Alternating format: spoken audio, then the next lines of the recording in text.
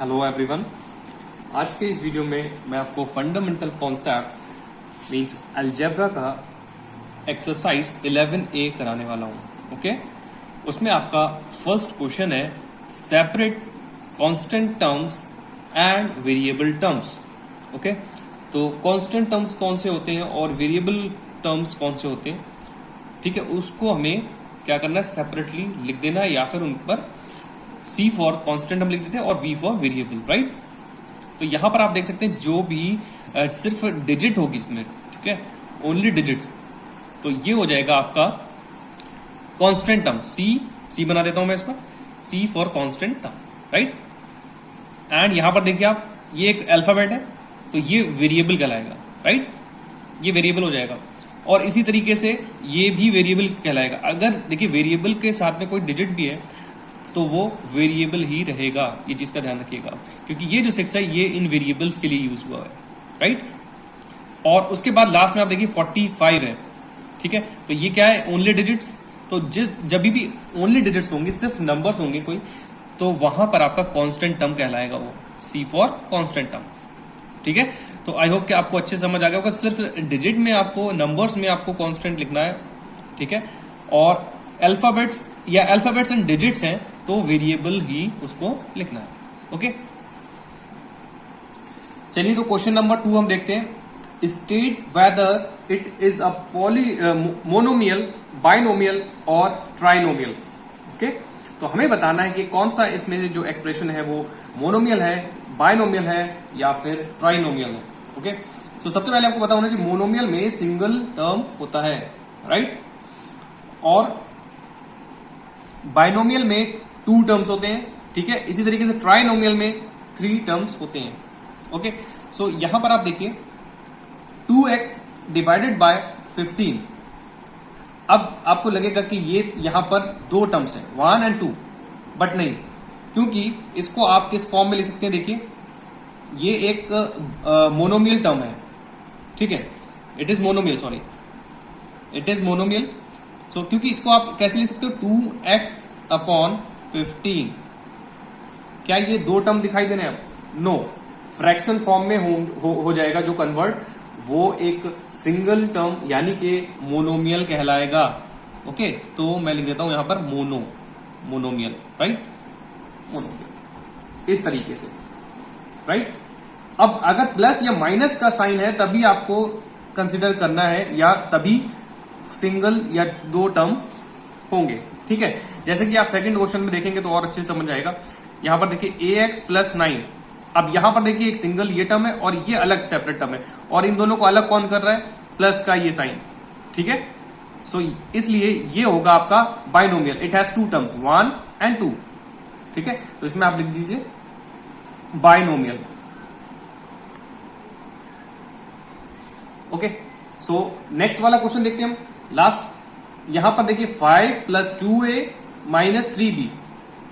Okay, तो यहां पर 3 टर्म्स हैं, देखिए 1, ये साइन देखिए प्लस का साइन ये इन दोनों को अलग कर रहा है, और ये माइनस का साइन इन दोनों टर्म्स को अलग कर रहा है, इसलिए यहां पर 3 टर्म्स काउंट किए जाएंगे, 1, 2 और 3। समझ आया?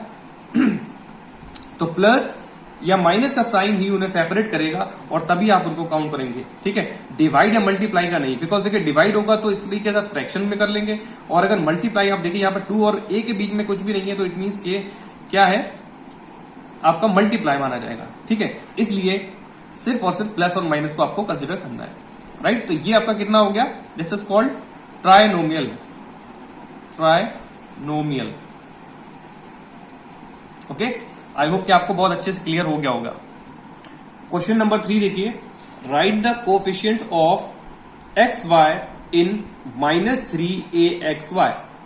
अब इस एक्सप्रेशन में, इस टर्म में जो एक्स वाई का कोफिशिएंट है वो हमें लिखना है, ठीक है। तो आपसे किसी का भी पूछा जाएगा, ठीक है, एक्स वाई का पूछ रहा है, तो एक्स वाई को छोड़ करके जो भी चीजें बचेंगी, ठीक है, जो भी टर्म्स बचेंगे वो आपको लिख देना है, वही उनके कोफिशिएंट हो जाएंगे, राइट।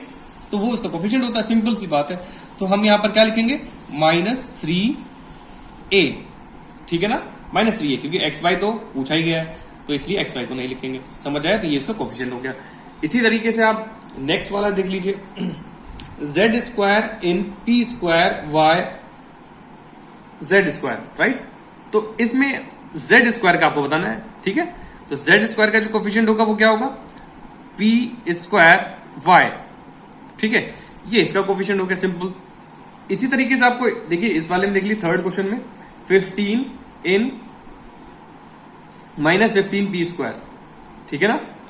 तो यहां पर देखिए, अब यहां पर आपको 15 छोड़ देना है, 15 का पूछा गया है, तो जिसका भी पूछ रहे हैं बस उसको छोड़ करके बाकी सब लिखना है। अब एक चीज का ध्यान रखिएगा, minus sign is very important, minus sign जरूर लिखेंगे आप, माइनस पी स्क्वायर, ठीक है। अगर -15 का पूछते तब हम इसको पॉजिटिव में लिखते, लेकिन 15 का पूछा है तो माइनस पी स्क्वायर लिखेंगे, ठीक है ना। तो आई होप कि आपको बहुत अच्छे से समझ आ रहा होगा। ओके, सो क्वेश्चन नंबर 4 देखते हैं। Right the degree of each of the following polynomials, right. हमें क्या लिखना है, डिग्री। अब डिग्री क्या होती है, डिग्री देखिए जो हाईएस्ट टर्म की जो सबसे ज्यादा पावर होगी, मतलब, ठीक है, वो उसकी डिग्री कहलाती है। अब आप यहां पर देख सकते हैं कि यहां पर इस टर्म पर कितनी पावर, जो एक्सपोनेंट है वो एक्सपोनेंट कितना लगा हुआ है, पावर 3, ठीक है। बट इस टर्म में देखिए, इस टर्म में, इस पूरे टर्म में कितना है, 2 + 2 विच इज 4, और यहां पर सिंगल है, ये समझ आया। तो हमें क्या करना है, दोनों जो भी टर्म है उस पूरे टर्म की जो एक्सपोनेंट है, यानी कि जो पावर्स है, उसको ऐड कर लेना है। वही सबसे ज्यादा जो होगी वही उसकी हाईएस्ट डिग्री जो होगी वही उसकी डिग्री कहलाएगी। क्योंकि यहां से देखिए आप 3 रहेगा, ये अगर ऐड कर लेंगे तो देखिए कितना हो जाएगा 4, और यहां सिंगल है, तो सबसे हाईएस्ट डिग्री किसके पास है, एक्स एंड वाई के पास, विच इज 2 + 2 4, ठीक है। 2 + 2 = 4, ये आपका आंसर हो जाएगा। बस हाईएस्ट डिग्री आपको देखना है। इसी तरीके से आप सेकंड क्वेश्चन देखिए, यहां पर देखिए इस पर 3 है, यहां पर 2 है, इस टर्म की टोटल कितनी हो गई 5। अब इस टर्म पर देख लीजिए आप, पावर देखना आपको, ठीक है, ध्यान से। तो 2 और 5 कितना हो जाएगा 7, ठीक है। इस पर कितना आया था 5, इस पर 7, और यहां पर देखिए इस पर 4 एंड इस पर भी 4, तो 4 + 4 कितना हो जाएगा 8। तो हाईएस्ट डिग्री किसकी लिखी जाएगी, मैंने बोला ना कि जिसकी हाईएस्ट होगी वही लिखा जाएगा। तो इस पी क्यू की हाईएस्ट कितनी आई 8, तो ये आप 8 लिख देंगे और यही आपका आंसर हो जाएगा। ओके, तो इसी तरीके से आपको डिग्रीज लिखना होंगी। नाउ क्वेश्चन नंबर 5 देखिए, group the like terms together, ठीक है। हमें क्या करना है, लाइक टर्म्स को एक साथ लिख देना है, उनको ग्रुप में फॉर्म करके, समझ आया। अब लाइक टर्म्स क्या होते हैं, देखिए जिसमें वेरिएबल सेम होंगे वो लाइक टर्म्स हो जाएंगे। देखिए यहां पर क्वेश्चन में आपको देख सकते हैं, यहां पर देखिए x² यहां पर है, x², यहां पर देखिए x², यहां पर देखिए x², राइट। तो ये एक ग्रुप में आप लिख देंगे, ठीक है। तो ये लाइक टर्म्स हो जाएंगे। और अदर देखिए दूसरी देखिए xy यहां पर है एंड -2xy एक यहां पर भी है। ओके, सो आपको यहां पर xy को अलग ग्रुप में कर लेना है और x² को अलग ग्रुप में कर लेना है, राइट। तो देखिए आप किस तरीके से करेंगे, इसी तरीके से बस लिख दिए, ठीक है। 9x² -3x² और x², राइट। तो ये आपका हो गया एक लाइक टर्म।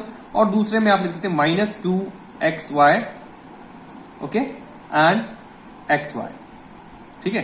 तो ये एक टर्म आपका बन गया, एक लाइक टर्म बन गया, राइट। इसी तरीके से बस कर लेना, आपको कुछ भी नहीं करना लाइक टर्म्स में। इसी तरीके से जो भी a² हो सकता है, कभी b², इस तरीके से आपको कर लेना है।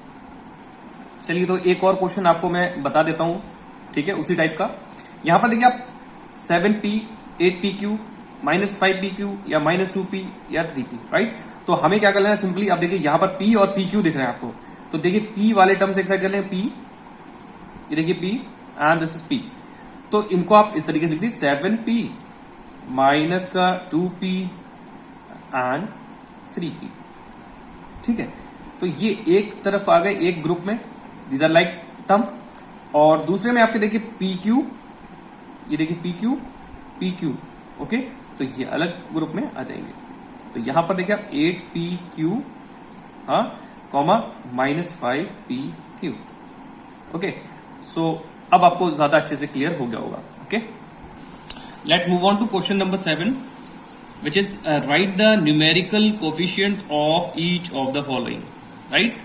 अब ध्यान रखिएगा, वहां पर थर्ड क्वेश्चन में आपने किया था राइट द कोफिशिएंट ऑफ, ठीक है, वहां पर तो गिवन था कि किसका बताना है। यहां पर आपको गिवन नहीं है, बस ये बोला गया है कि न्यूमेरिकल कोफिशिएंट, ठीक है। एक चीज का ध्यान रखिएगा, न्यूमेरिकल मींस नंबर्स, तो बस आपको नंबर ही लिख देना, समझ लीजिए।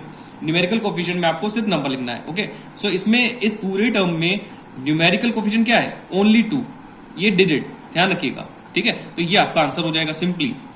और इस वाले में देख लीजिए -9a²b³, वेरिएबल्स को छोड़कर ये जो टर्म जो बचा हुआ होगा दैट इज न्यूमेरिकल कोफिशिएंट, और माइनस जरूर लगाइएगा, माइनस है तो माइनस जरूर लगेगा, ध्यान रखिएगा, ठीक है ना। तो ये हो गया आपका आंसर। और एक चीज आपको ध्यान रखना है कि न्यूमेरिकल कोफिशिएंट बोला जाएगा तो नंबर आपको लिखना है, और अगर वेरिएबल कोफिशिएंट आपसे बोलता है, इसी क्वेश्चन में अगर वेरिएबल कोफिशिएंट बोलता तो आपको x² y लिखना होता, ठीक है। मैं यहां पर लिख ही देता हूं कि अगर वेरिएबल कोफिशिएंट आपसे पूछा जाता है, वेरिएबल अगर कोफिशिएंट आपसे पूछता तो आप इस क्वेश्चन में क्या लिख देते, आप लिख देते x² y, ठीक है। और इसी तरीके से इस क्वेश्चन में आप लिख देते a²b³, राइट। तो ये हो जाता आपका इसका। और इसी तरीके से सेकंड में आपका वेरिएबल कोफिशिएंट क्या होता है, वेरिएबल v/c शॉर्ट में लिख देता हूं मैं, वो आपका हो जाता है a² b³, ओके। तो न्यूमेरिकल कोफिशिएंट भी आपको अब अच्छे से आ गया, और वेरिएबल कोफिशिएंट भी आपको पता चल गया। आई होप कि आपको बहुत अच्छे से ये एक्सरसाइज समझ में आ गई। अगर अच्छे से समझ में आई तो please like, share and subscribe जरूर कर लीजिए चैनल को। Thank you.